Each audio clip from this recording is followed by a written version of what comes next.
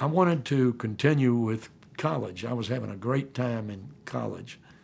And it was 1958. Times were great.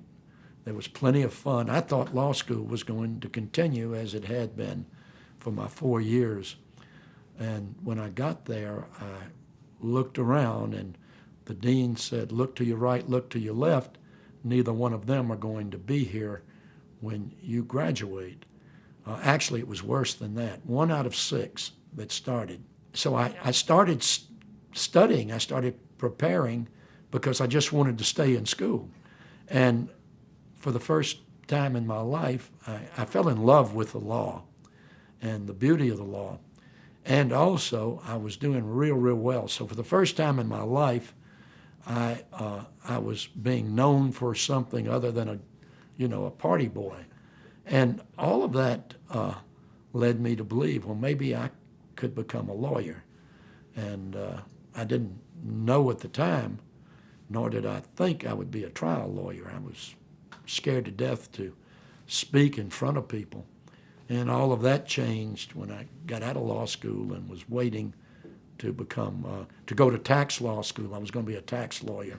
And that's another whole story of how I got into trial law, because I was sitting around for a year waiting and happened to get thrown into a case and was very successful in that case. And I began to realize that I could do it.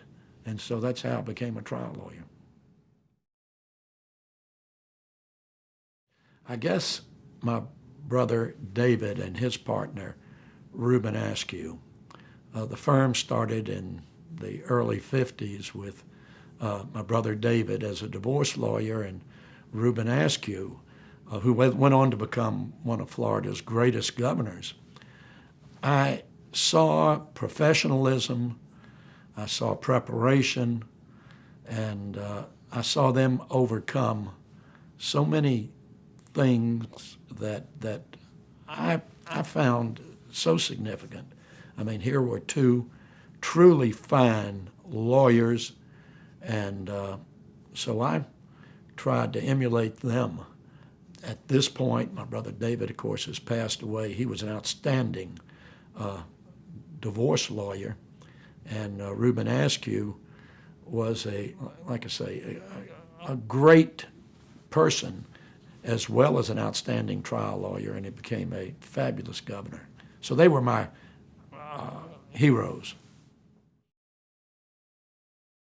The greatest setback that I feel was to my family. I was working so hard. I worked 7 days a week. I needed to prepare much better than anybody else because I didn't have the native ability that so many of the lawyers had. So by taking the time in preparation, I spent time away from the family, and as a result, I suffered and they suffered. And that's the one thing that was throughout the 50 years of my practicing law. First thing I think they need to realize is that times have changed. There is less and less work that's going to be available for trial lawyers. During my career, it was a tremendous increase because of personal injury and medical malpractice, so that the great majority of trial lawyers, the great majority of law students that came out to become trial lawyers, there was plenty of business out there. That has changed. It's getting less and less each day because of, the automobiles are getting better, companies are getting smarter and more safe, and jurors are reacting not favorably toward the trial lawyer, the plaintiff's trial lawyer. And as a result, there are going to be less plaintiff's cases, and as a result, there are less defense cases because there are less plaintiff's cases. So the lawyer today who wants to become a trial lawyer is going to have to be better than they have been in the past, because there's going to be less of them that can make a living.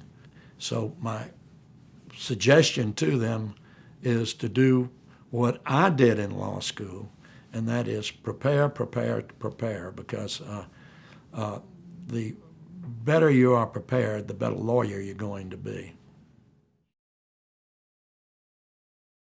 I feel like the trial lawyer needs to realize that when someone asks him for help, that even no matter how ridiculous it seems, respond to that person.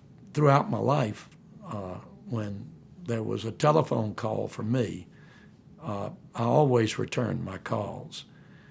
Actually, it goes back to when I was in college and my wife and I had our first child. And by the way, that child is now a circuit judge, married to a circuit judge. But anyhow, the child, Marcy, had what I thought was a pretty serious cold. And I called the pediatrician, and I never got a return call. And I vowed then that what may seem to be ridiculous to me as a lawyer, I was going to at least respond. And probably 90% of the calls I get are totally ridiculous. I mean, I get calls from mental institutions, things like that. But always, I think the lawyer, he needs to respond rather than just to get aggravated and not return the call or to tell the person to kiss off or anything like that. Preparation. There's no substitute. Now, there are, I'm sure, there are some great lawyers throughout history who could pick up a file on Friday and go to trial on Monday and do a fabulous job. I cannot do that. I mean, I have to have months of preparation, continually going through the case. I guess in over 50 years of practice, I don't believe I've ever really truly been surprised by anything that occurred in court. I'm so totally prepared, and maybe over-prepared, but I think that that's the answer for 99% of the lawyers who want to become effective trial lawyers. Again, it gets back to totally preparing the case. The first thing I do is, after I get a pretty good idea about the case, is prepare a closing argument. And then I start back into the case of what evidence do I need to meet that closing argument. Then I go to the opening statement as to what things I want to do there to fit into this total picture. Constantly changing. The closing argument constantly changes with all of the things that come out in evidence. I'm always talking to the defense lawyer, and he'll let me know what his strong points are. In other words, I get prepared for his strong points from the very start of the case. I try to steal his thunder in the opening statement. I get my witnesses prepared for what I know he's going to do, and then in closing argument, I bring everything together. So it all comes back to a total look at the case, starting with the closing argument, having a theme that is throughout the total case, from the time I say, "Good morning, and may it please the court." I know where I'm going. From that standpoint, I think that probably, if it's called a trick, or I doubt if it's a trick, it's just from that I learned from going back to law school, that I have to be prepared. I have to do more than the next guy, because I'm not as good as the next guy in basic knowledge and intelligence.